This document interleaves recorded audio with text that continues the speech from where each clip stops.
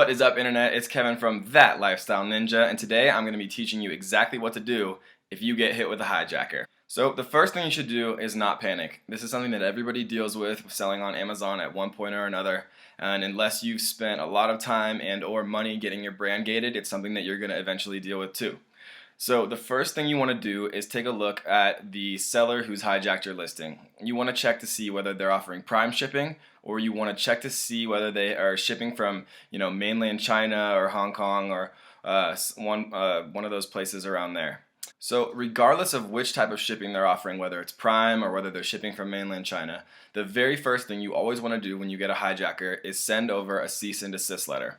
And so we have some templates made up that we offer for free for all of our advanced FBA Facebook group members. And one of the things that we've found has made the highest impact is not only writing the cease and desist letter in English, but also including a Chinese translation. So first, guys, let's talk about what to do if they are offering prime shipping. If they are offering prime shipping, the very first thing you want to do is buy one of their units. You want to expedite the shipping to 1-day shipping, and you want to get it to you as soon as you possibly can. The next thing you want to do is, if you don't want them to get any of your sales, right, because down the line if they're selling these counterfeit products that aren't really your products of the ASIN product listing that you actually created yourself, then that means it's probably going to be lower quality, which means that you're probably going to get poor reviews for them, and the hijacker's not going to get those reviews, you are. Right? So you want to make sure that you win back the buy box, and the best way to do that in the short term is by undercutting their price. Alright guys, so once that product arrives, then what you want to do now is take a picture of the product packaging. You want to take a picture of the product itself. You want to make sure you highlight every single difference between this hijacker or fake counterfeit product and your real product, right? And you want to make sure that you include that FN SKU, right? Your UPC barcode that you have either on your packaging or on the product itself, right? Because that's the one thing that this hijacker isn't going to be able to recreate exactly. Even if they're really trying to copy you all the way to the product packaging and your logos and everything like that, they're not going to be able to generate your FN SKU, right guys? Because that's only coming from your Seller Central account. So take pictures of all of this and then head over to the Amazon report infringement form, which I have linked below in the description, and fill it out and include all of the photos and all of the data you can, right guys? And you want to make sure that you highlight the fact that you're worried about the Amazon customer shopping experience. You're worried about these fakes being potentially dangerous to the Amazon consumer, right? Because from Amazon's perspective, all they care about is their customers. They're the most customer-centric company in the world. So you want to make sure that you're highlighting the potential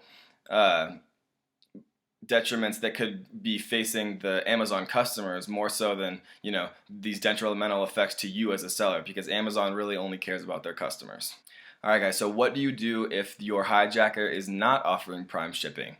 So you want to follow a lot of the same steps, right? You want to always send out that cease and desist letter, preferably in both English and Chinese. And if they're not offering prime shipping, that's actually an advantage for you, right? Because that means you don't have to undercut them on price.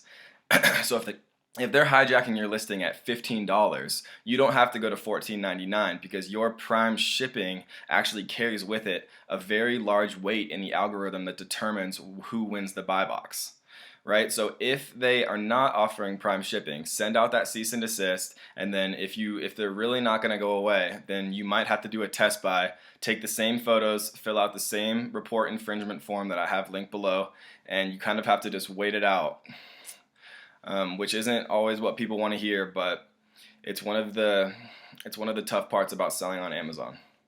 So another thing that we've learned over time is if you're stocking out and you have hijackers waiting on your listing, something that you can do if you've stocked out and then they win the buy box is you can actually change your main photo to just a pure white photo, and you can actually remove all of your back-end keywords and save these things in a safe place on your desktop in some special folder with your main product photo and all of your back-end keywords so that you can get them up quickly once you're back in stock. But this really has a big effect on the amount of sales that you're going to be driving to your product listing.